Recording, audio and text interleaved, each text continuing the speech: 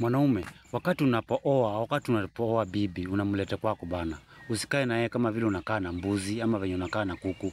Huyu ni mtu kama wewe na ako na akili kama hiyo yako tu. Tofauti ni kwamba akili ya mwanaume iko strong kidogo kuliko ya bibi. Wekea huyu mipaka. Mwekee mipaka. Mwambie hapa hufai kufika, hapa hufai kuruka. Nakwambia wekea huyu mtu mipaka. Usimwachilie. Mwekee mipaka, akae kwa mazingira yako. Mwanamke ukaa kwa mazingira ya bwanake. Mwanamke hakai ati kwa ushawishi wake mwenyewe ama hapana. Mwanamke bibi ukua kwa mipango ya bwanake. Bibi ukaa kwa mipango ya bwanake. Kuna vitu kwa mfano, kuna mbuzi kwako, kuna kuku, kuna ng'ombe. Bibi yako hafai kama hauko, kama hujatoa amri, hafai kushika mbuzi auze ama mbuzi achinje. Hafai kuuza ng'ombe, hafai kuuza kipande cha ardhi. Bibi wekea huyu bibi mipaka. Cha bibi chenye anaweza kufanya kama hauko ni kuku tu, ashikie kuku achinjie mgeni.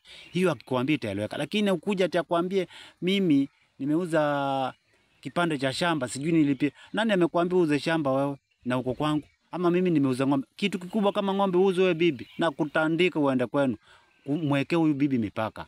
Sio ati kuna mabibi ati bibi anauza ng'ombe. Wewe mwanaume unakaaje bibi yako anauza ng'ombe? Kwani unafanya nini? Chungana na hii maneno sana mwanaume. Wekea bibi yako mipaka.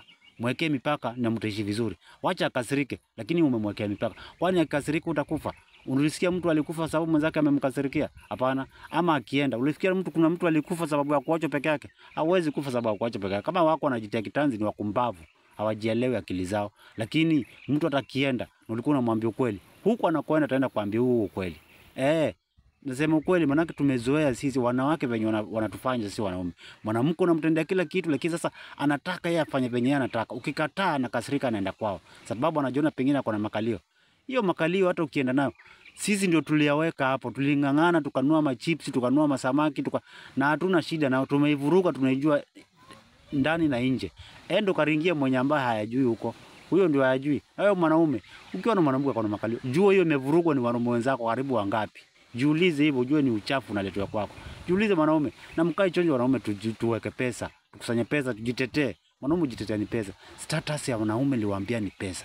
Status ya mwanaume ni pesa. Mwanaume bila pesa ni kama chai bila sukari.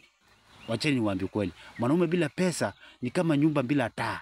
Kama ushaikuwa na nyumba iko na giza, huyo ndio mwanaume bila pesa. Mwanaume ni pesa. Na hata usiongee. Pesa ukiwa nayo utaongea. Pesa iko na sauti kuliko mdomo yako mwanaume. Kwa hivyo hawa wanawake mazee wanatutapeli siku hizi.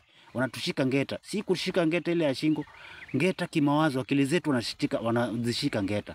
Anakudanganya. Wewe sababu unataka tu mwanamke, wewe unakula nyama. Lakini sasa wewe mwisho utakaa vipi wewe mwanaume?